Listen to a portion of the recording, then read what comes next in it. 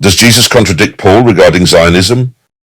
Jesus says in Matthew 8 verses 11 to 12, "I tell you that many people from the east and the west, referring to Gentiles, will come and join Abraham, Isaac, and Jacob in the kingdom of heaven for a feast. But the citizens of the kingdom, referring to the Jewish nation, will be cast out into darkness where there will be crying and grinding of teeth." Some believe many modern Christians support the Zionist ideology because of Paul's statement in Romans 11 verse 28, which contradicts the statement of Jesus in Matthew 8 verse 12. How is this interpretation explained?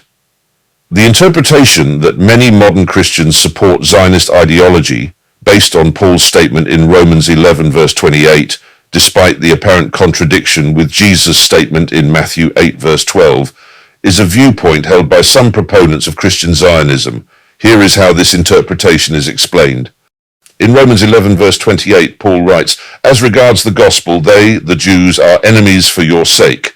But as regards election, they are beloved for the sake of their forefathers."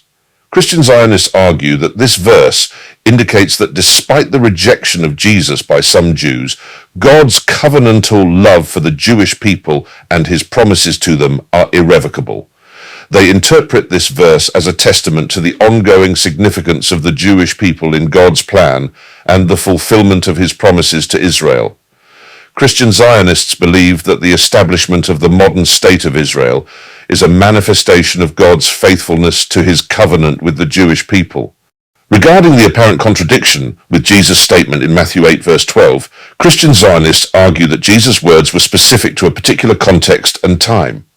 They contend that Jesus was addressing the religious leaders of his day who rejected him rather than making a sweeping statement about the entire Jewish people.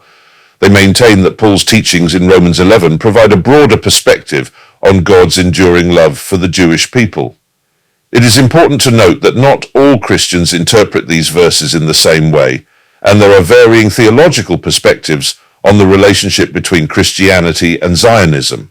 These interpretations are subject to debate and can differ among individuals and Christian denominations.